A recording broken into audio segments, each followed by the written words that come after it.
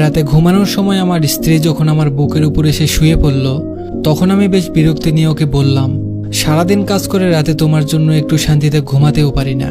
এমন ন্যাকামো না করলেও তো পারো, তোমার জন্য কোনো কাজে শান্তি নেই আমার। আমার স্ত্রী তখন বলল, তুমি তো জানো আমি তোমার বুকে মাথা না রাখা পর্যন্ত ঘুমাতে পারি না। তুমি যত যাই কিছু বলো না কেন, আমি তোমার বুকেই মাথা রেখে ঘুমাবো। রেগে গিয়ে বললাম, তুমি মরে গিয়েও তো আমাকে মুক্তি দিতে পারো, রোজ রোজ এমন অশান্তি আমার আর সহ্য হয় না। এমন একটা বস্তা গায়ের উপর থাকলে কি কেউ ঘুমাতে পারে? মন খারাপ করে আমার স্ত্রী বলল, আমি তো শুধু রাতের বেলায় বুকে ঘুমাই, আর তো কখনো জ্বালাতন করি না। আমার মাথা ব্যথা করছে, একটু হাত বুলিয়ে দাও। এই কথাটা বলেই আমার হাতটা নিয়ে ওর কপালের উপর রাখলো। হাজারবার বলার পরেও, এমনকি গায়ে হাত তুলেও ওর এই স্বভাবটা আমি কোনোদিন পরিবর্তন করতে পারিনি। আপনারা নিশ্চয় ভাবছেন, আমার স্ত্রী আমার বুকের উপর ঘুমালে আমি কেন এত বিরক্ত হই। আসলে ওকে আমার এখন ভালো লাগে না, আমার অন্য একটা মেয়ের সাথে রিলেশন আছে। কিন্তু কিছুতেই মিতাকে বলতে পারি না। মিতা আমার স্ত্রীর নাম। এমন বেহায়া মেয়ে আমি খুব কম দেখেছি। ওর জন্য রাতে কণিকার সাথে তেমন কথা বলতে পারি না। ঘুমাতে এলে আমাকে ধরে রাখে, গায়ের সাথে মনে হয় খুব গরম কিছু লেগে আছে। মিতার কপালে হাত রেখে বুঝতে পারলাম ওর গা অস্বাভাবিকভাবে গরম, হয়তো জ্বর এসেছে। শীতের রাতে গরম কিছু কার না ভালো লাগে। আমি হাতটা ওর কপালের সাথে চেপে ধরে রাখলাম। ওর কিছু কষ্ট কমবে এই জন্য নয়, বরং এত সময় কম্বলের বাইরে রাখা হাতটা নিমেষেই গরম হবে সেই আশায়। সকাল 8টায় ঘুম ভেঙে দেখলাম মিতা আমার বুকের উপর ঘুমিয়ে আছে। গায়ে হাত দিয়ে বুঝলাম গা রাত থেকেই অনেক বেশি গরম হয়ে আছে। কয়েকবার ডাক দিলাম, কিন্তু কোনো সাড়া দিল না। ওকে বুকের উপর থেকে সরাতে গিয়ে খেয়াল করলাম আমাকে বেশ শক্ত করেই ধরে আছে। তবুও ফ্রেশ হতে চলে গেলাম, কিন্তু মিতার অবস্থা ক্রমশই খারাপ হচ্ছে। তাই ওকে নিয়ে হাসপাতালে গেলাম। ডাক্তার বলল ওর অবস্থা এখন বেশিই খারাপ, এখনই আইসিইউতে ভর্তি করতে হবে।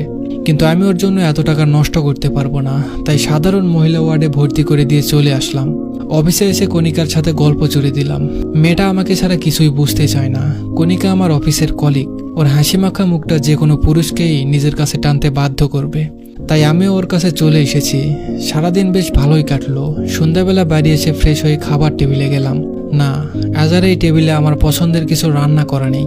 মিতা রোজ সন্ধ্যা হলে আমার পছন্দের হালকা খাবার বানিয়ে দিত, তারপর নিজের হাতে খাইয়ে দিত। কণিকার সাথে রিলেশনে যাওয়ার পর একদিন বলেছিলাম, তোমার আমাকে খাইয়ে দিতে হবে না, নাকি বিষ মিশিয়ে এভাবে খাওয়াতে আসো আমাকে। এরপর থেকে আর কখনো খাইয়ে দিতে দেখিনি। রান্না করে টেবিলে গুছিয়ে রাখতো। আজ মিতা নেই, তাই কেউ কিছু বানিয়ে রাখেনি। খাটে গিয়ে শুয়ে কণিকার সাথে কথা বলতে লাগলাম, কিন্তু এখন ওর সাথে কথা বলতে ভালো লাগছে না। সারাদিন মিতার কোনো খোঁজ নেওয়া হয়নি। আচ্ছা, ওর কি জ্ঞান ফিরেছে নাকি ও আর নেই? না না, আমি এসব ভাবছি কেন? আর ও মারা গেলেই তো আমার আর কণিকার জন্য ভালো হয়, কিন্তু মনকে কিছুতেই শান্ত করতে পারছিলাম না। সাথে পেটও বুঝিয়ে দিচ্ছে তার খাবার চাই, কিন্তু এখন বাইরে যেতে ইচ্ছে করছে না। আর মনে বলে উঠলাম, মিতা, আজকে রাতে না খাইয়ে রাখবে নাকি? তুমি আসলেই কোনো কাজের না। দুপুরে টিফিনটাও দাওনি আজ। হঠাৎই খেয়াল আসলো মিতা তো হাসপাতালে ভর্তি। মেয়েটার আর কোনো খোঁজ কেন নিলাম না। সকালে একবার যেতে হবে হাসপাতালে, দেখি কেমন আছে। এখন ঘুমিয়ে পড়ি, কিন্তু শুয়ে কোনো শান্তি পাচ্ছি না, কিছুতেই ঘুম আসছে না। আজ মিতা নেই বলে কি এমন হচ্ছে? হয়তো বুকের উপর কেউ না থাকলে ঘুম আসে না। অভ্যাসটা খারাপ হয়ে গেছে।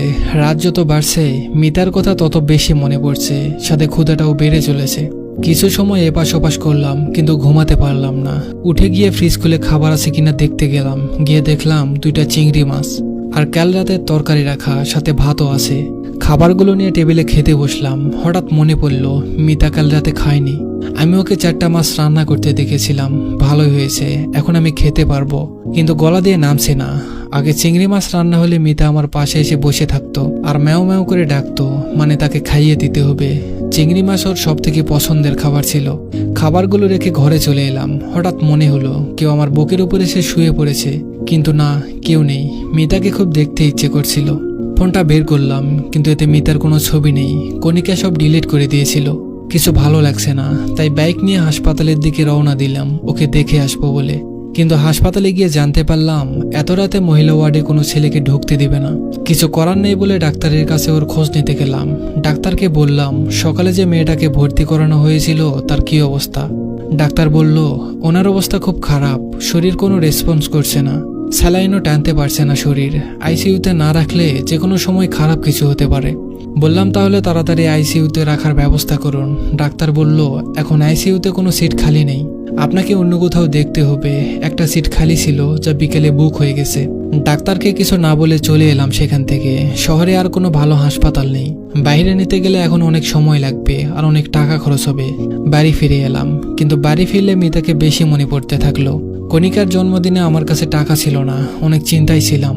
তখন মিতা ওর গলার চেন আর নগদ 10,000 টাকা দিয়ে বলেছিল, আমার কাছে এত টাকা নেই, তোমার তো 20,000 টাকার দরকার, এতে হয়তো হয়ে যাবে, তুমি চিন্তা করো না। ওর দিকে এক পলক তাকিয়েছিলাম। ও মুচকি হেসে বলেছিল, তুমি চিন্তায় থাকলে আমার কষ্ট হয় অনেক, আমার এগুলো লাগবে না, তুমি নিয়ে নাও। চেনটা ওর মায়ের দেওয়া বলে ওটা আর বিক্রি করিনি, কণিকাকে দিয়ে দিয়েছিলাম। চোখের কোণে মনে হলো পানি জমা হচ্ছে। আজ অনেকদিন পর মিতার সাথে কাটানো সকল মুহূর্তের কথা মনে পড়ছে। আমাদের ভালোবাসার তো কোনো কমতি ছিল না, তাহলে কেন এত দূরত্ব তৈরি হলো আমাদের ভিতর? মিতা আমাকে নিজের সবটা দিয়ে আগলে রেখেছিল, তাহলে আমি কেন মিতাকে কষ্ট দিলাম? অফিস থেকে ফিরতে মিতা আমাকে রোজ জড়িয়ে ধরতো। একদিন ওকে বললাম, ছেলেদের শরীর লাগলে ব্যবসা করো, কিন্তু আমাকে এত বিরক্ত করো না। সেদিনের পর থেকে মিতা আর আমাকে জড়িয়ে ধরতো না। শুধু রাতে আমার বুকে ঘুমানোটাই পরিবর্তন করতে পারেনি। ওর নাকি আমার বুকে না ঘুমালে ঘুম আসে না। আমিও একসময় ওকে বলতাম, তুমি আমার বুকে না ঘুমালে আমার ঘুম আসে না। আজ বুঝতে পারছি কথাটা আমি মিথ্যা বলতাম না। রাত 3টা বেজে গেল, এখন আমি ঘুমাতে পারিনি। সকাল হতে হাসপাতালে চলে গেলাম। আজকে মিতাকে আইসিইউতে রাখবো, এখানে না হলে অন্য কোথাও। মিতাকে ছাড়া আমি এক রাতও থাকতে পারি না। আমার করা সব কাজের জন্য মাপ চাইবো, আর কষ্ট দিব না ওকে। হাসপাতালে গিয়ে জানতে পারলাম কাল রাতে একটা মেয়ে মারা গেছে। না, এটা মিতা হতে পারে না। মিতা আমাকে কথা দিয়েছিল আমাকে রেখে যাবে না, আমাকে ছাড়াও থাকতে পারে না। মিতা নিশ্চয়ই ওর কথা রাখবে, কিন্তু আমাকে ভুল প্রমাণ করে দিল। মিতার প্রাণহীন দেহটা কেমন নিষ্পাপভাবে ঘুমিয়ে আছে। খুব শক্ত করে ওকে জড়িয়ে ধরলাম। শেষ কবে ওকে জড়িয়ে ধরেছিলাম মনে নেই। ওর মুখের কাছে মুখ নিয়ে বলতে লাগলাম, তুমি বলতে না তুমি আমাকে ছাড়া থাকতে পারো না, তাহলে আজ থেকে কি করে থাকবে?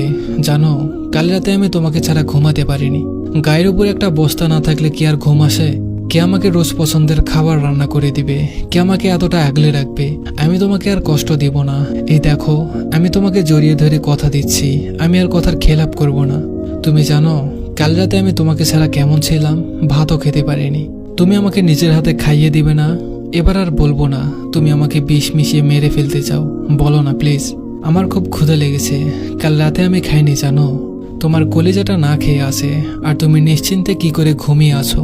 আগে যেমন প্রতি রাতে আমার বুকে ওর চোখের পানিতে ভিজে যেত, আমি যেমন কিছু বলতাম না, ওর চোখ মুছে দিতাম না, আজ আমার চোখের পানিতে ওর বুক ভিজে যাচ্ছে, কিন্তু ও চুপ করে ঘুমিয়ে আছে। সত্যিই কি আমি আর ওকে ফিরে পাবো না? বাস্তবতা আর কল্পনা নিয়ে গল্পটা লেখা হয়েছে। দয়া করে কেউ খারাপ কমেন্ট করবেন না। যদি গল্পটা ভালো লাগে চ্যানেলটা সাবস্ক্রাইব আর পেজটা ফলো করে দিবেন। ধন্যবাদ সবাইকে।